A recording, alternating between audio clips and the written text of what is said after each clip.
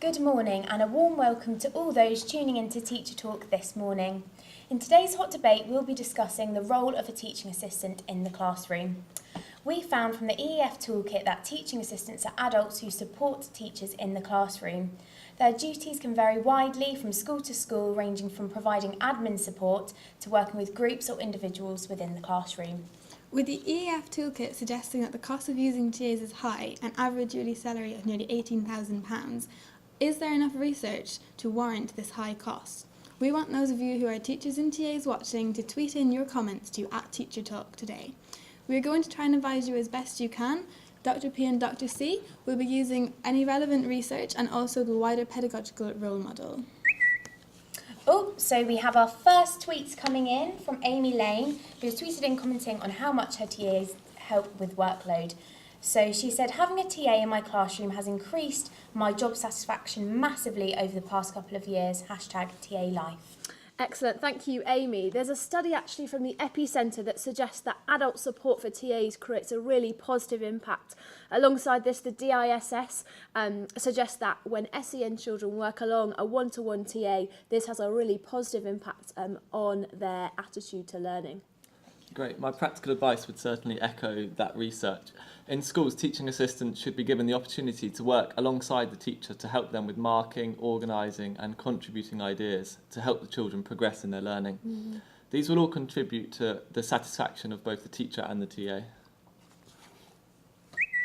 Great, we have another tweet now. Sally Parks has said she has not received any training in her career as a TA. Should she be concerned? Thank you for this concern, Sally. This is actually an ongoing problem for many teaching assistants. As they're employed, they aren't actually required to have any qualifications. However, I think the government recognised this in 2004 as they introduced a £200 million fund for the recruitment and training of teaching assistants. However, the economic climate has caused the funding to be cut recently in 2015, so this is an ongoing issue. Yes, this is something very difficult for schools in the current economic climate with financial cuts coming from all angles.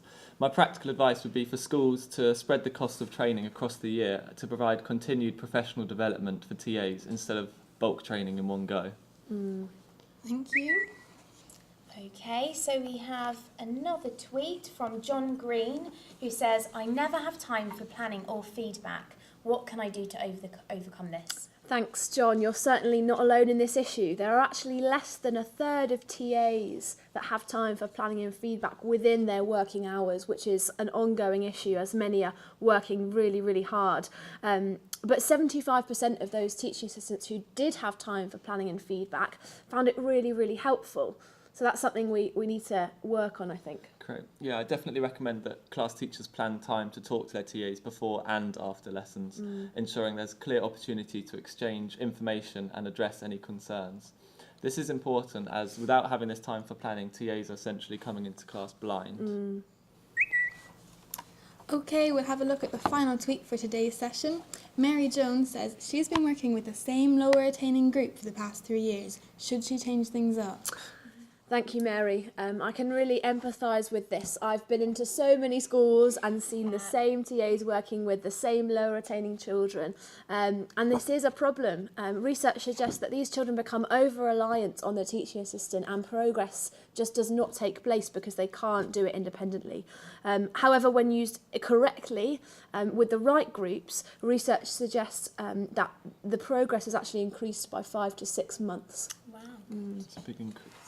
Yes, I would suggest that class teachers do allow the lower attaining children to sit in during lesson inputs as the teacher is the most qualified adult in the room. Another suggestion could be to use peer collaboration supported by Vygotsky, who believed peer collaboration to be the most important aspect of child development. Can I just suggest that TAs are so effective, but it is down to the teacher. It's their responsibility to use them effectively, perhaps including training at university on how teachers are to use TAs effectively. Thank you very much to all of our viewers who've contributed. Our research clearly shows the strong benefits of TAs in the classroom. However, the lack of training and feedback is an issue which needs to be addressed. The general view in schools is that support staff does have an impact on pupil attainment, behaviour and attitudes. The problem is teachers struggle to prove it. So to conclude our discussion, it can definitely be argued that TAs have a positive impact on pupil achievement, but it is essential they are obviously given the support setting and tools to allow them to make the best impact possible on every child's learning. Thanks again for watching.